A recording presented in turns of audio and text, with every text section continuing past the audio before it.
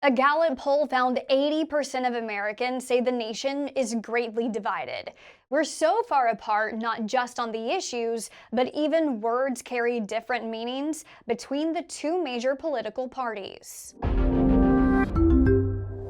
The Department of Homeland Security posted a single word on X, remigrate. In a follow-up post, the agency linked to a government page promoting voluntary self-deportation.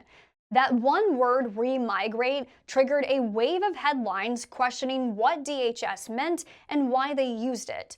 So what exactly does remigrate mean, and why is it drawing such strong reactions from politicians and the press? The controversy over the word remigrate has mostly played out on one side of the media landscape. The headlines you just saw, all from left-leaning outlets, frame the term as problematic due to historic ties to extremist groups. But right-leaning outlets are not covering this latest controversy, either seeing it as not newsworthy or a non-issue. And these two sentiments in the media mirror those in the political landscape. Here's how some people reacted to the remigrate post. Several users posted a Wikipedia definition of the word, associating the term with a European far-right proposal of ethnic cleansing.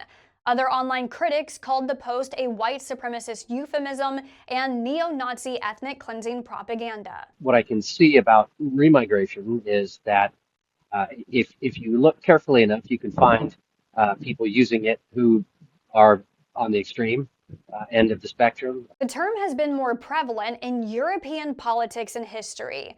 In CNN's write-up, they cite an example of its prior use by Hitler and how neo-Nazis have put remigration slogans on T-shirts.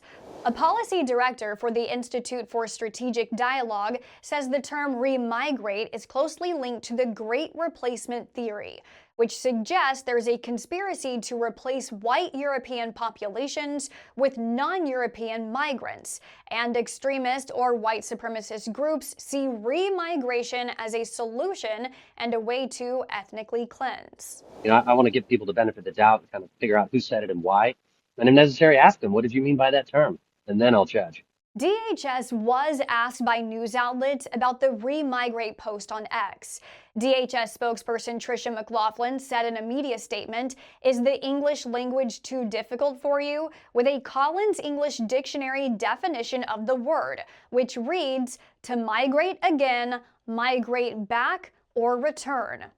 Her statement continued, "We urge all illegal aliens to remigrate and self-deport using the CBP Home app." When I hear, for example, the State Department's Bureau of Population, Refugees, and Migration use the word remigration, then I think that what they're talking about is figuring out ways to more quickly get people who are illegally in the United States and should be removed back to either their home country or wherever else we can send them. Some condemn the administration for using the term remigrate, such as this professor interviewed by Time, who said in Europe it's an established part of the linguistic toolbox of white supremacy.